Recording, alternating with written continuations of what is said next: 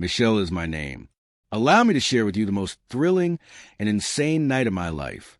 I lay there looking at the ceiling on a calm Saturday. For the following 3 months, my husband Harry was away on business, which left me feeling really alone. 2 weeks had passed since my previous encounter with him. I sat up and turned to face the person standing in my doorway when the sound of my bedroom door opening jolted me back to reality and made me realize I wasn't alone. Isaac, my 18-year-old son, was standing there clutching the doorframe. As soon as he called out to me, I realized something wasn't right. He didn't immediately answer when I asked him what was wrong. After first standing motionless, he finally entered the room. He seemed to be terrified of something. "I was having trouble falling asleep," he replied quietly. Every time he visited my room at 1:30 in the morning, I knew something had to be seriously hurting him. I perched on the side of the bed as my chest constricted. "What's the matter?" I inquired politely. He hesitated once more before joining me on the bed's edge. His hands were resting restlessly in his lap as he sat with his back bent down. He merely stared at the floor while I glanced at him. "You can discuss anything with me, Isaac," I stated in a reassuring tone. "It's difficult for me to explain," he said after letting out a trembling sigh. "I don't know what to do because I haven't been feeling well recently." Even though his remarks unnerved me, I asked him calmly, "What do you mean?" I wasn't prepared for the intense look he suddenly gave me. "I can't quit thinking about this person. Someone you wouldn't anticipate." I was relieved when he said that. My initial assumption was that he was infatuated with someone at school and was unsure of how to deal with it. He had always been reticent to show his emotions and repressed them until they became unbearable. "All right," I said. "Who is the fortunate woman? Someone from the school?" He shook his head hastily. "No." "Then who is she?" I inquired. He inhaled deeply, turned to face me, and murmured, "It's you," in a voice that was shaking. I felt I was going to faint when the words hit me. It was unbelievable to me. For a while, I was unable to speak or think. I had to attempt to understand what he had just said. "Isaac, what are you saying?" Startled, I asked. He stood up and began to pace as if he were in a cage. Then he began nervously running his hand through his hair. Finally, he remarked, "I know it's wrong, but I can't help how I feel. I've been trying to suppress that feeling for a very long time, but it hasn't worked. It's always present." I just sat there looking at him as my heart started to race. I opened my mouth to speak, but he cut me off. "Don't pretend that these emotions aren't genuine. Never in my life have I felt this way about another person. It's more than just admiration or a crush." He answered, "It's something much deeper." I told Isaac that what he was experiencing was not love. "Yes," he yelled, "it is. The only person who has ever been able to relate to me and give me confidence is you. I'm not sure what it is if it's not love." I attempted to comprehend what he had said. He was expressing emotions that I was unable to comprehend. Something in me was excited, despite the fact that I couldn't feel the same way he did at the moment. Perhaps I simply wasn't aware of it yet, and I made an effort to ignore it. "You're just confused and going through a lot of emotions right now." I finally said, "I am not at all perplexed." He turned to face me and remarked, "I've never been more certain of anything." Unshed tears filled his eyes, and he tightened his jaw to contain them. I could sense his attraction to me at that very moment, and I didn't want to turn away. However, I accepted responsibility and chose to ignore it like any mother would. I gently reassured him that these emotions would pass. He asked me if this was how he was meant to feel and what would happen if they failed. I was silent for a moment. I then assured him that we would work it out and overcome it as a team. For a long moment, I looked at myself. He said, "I just don't want to lose you." "You won't," I said while holding his hand tightly. "No matter what, I'll always be here for you. Why don't you sleep here with me tonight?" I then asked him, "Perhaps that will help you feel better." After he nodded, we both covered ourselves with the blankets. I wrapped my arms around him as I lay there. After that, I had a feeling, but I chose not to tell him about it. Rather, I simply wished him a good night. We laid there in silence together while he grinned at me. I knew in my heart that this kind of night would happen again. It would simply have a different conclusion. Nothing occurred that evening. However, more was on the horizon. I sensed it. Following Isaac's confession, the morning didn't seem genuine. I started doing tasks in the hopes that they would divert my attention. However, as I worked, my hands shook and my mind was racing with unanswerable thoughts. I was jolted back to reality by the sound of a chair in the kitchen. Isaac sat at the table and gazed into a cereal dish. His eyes were tired and his hair was not combed.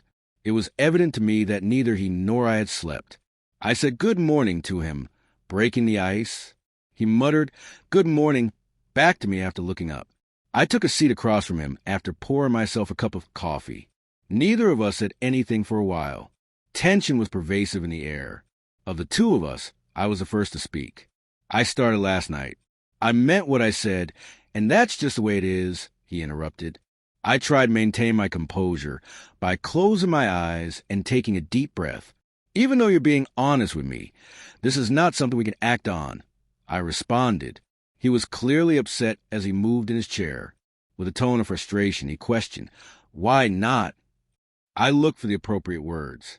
Since it concerns what is best for all parties concerned, and this might be detrimental to us both, I stated gently.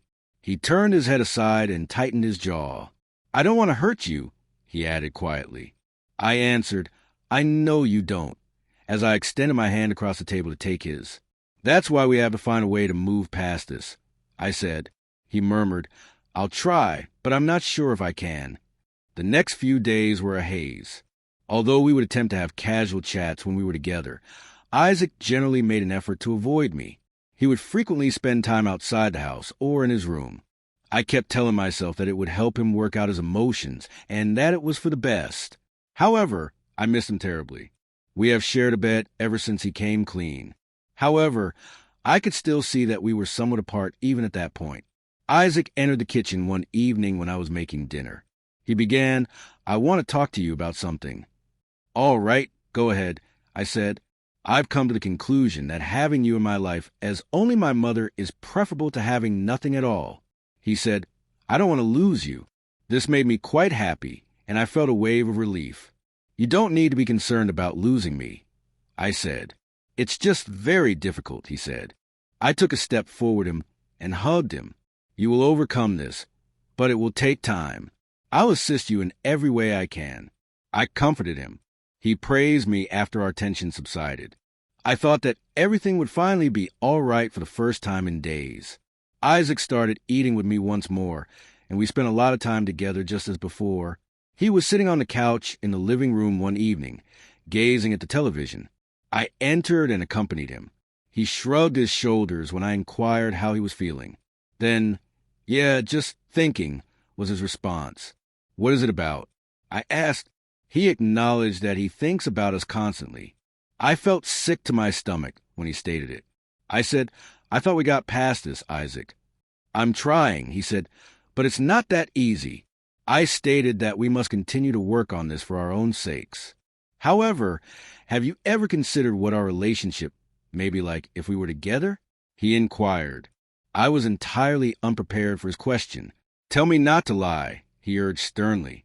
I had given it some thought, but I wasn't sure if I should tell him. Whether or not I gave it any thought is irrelevant. Doing the right thing is all that matters. I told him. His face took on a mournful expression, and he rose from couch. His words, "I'm going out." "Where are you going?" I inquired. "To take a walk." He got back. Then he left through the door. I was scared to inform him that something had changed over the past few days. I realized that throughout the entire time, I had also felt something.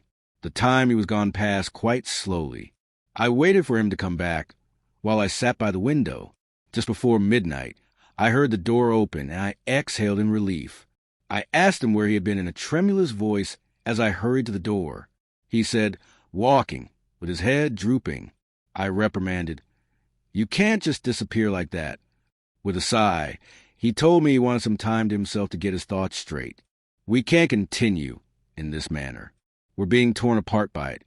I added. I went on to suggest that perhaps we should get expert assistance, but he declined. "No one can change my feelings, and no one can help us," he stated. I wanted to protest, But I knew in my heart that he was correct, so I refrained. The fact that I still hadn't told him that I felt something was much worse. In an attempt to hide my feelings for him, I had been lying to him.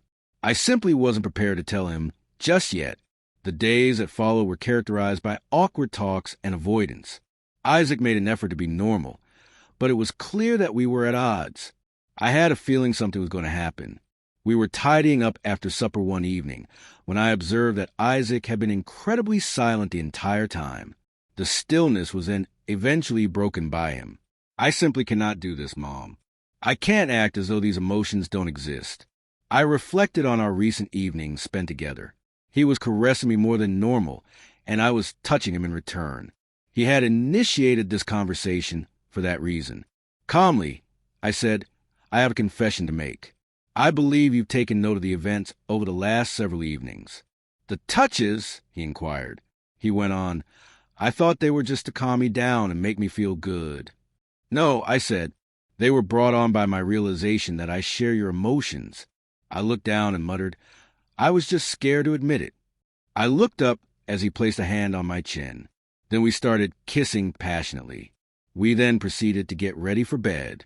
As he was brushing his teeth and I was putting on my pajamas, I grinned at him. He joined me in bed a few minutes after I did. I bid him good night and switched off the light. We both relaxed after he said good night back. We resumed our kiss after I drew him in closer.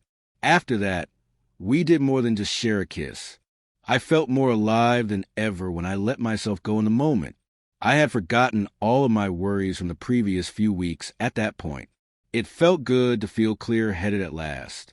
Isaac grinned at me after we were finished. The weeks that followed were much better. After Harry eventually got back from his business trip, the house was quieter.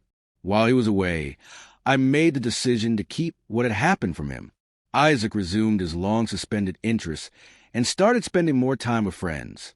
I resumed my regular schedule of running errands and performing the minor duties I've always performed.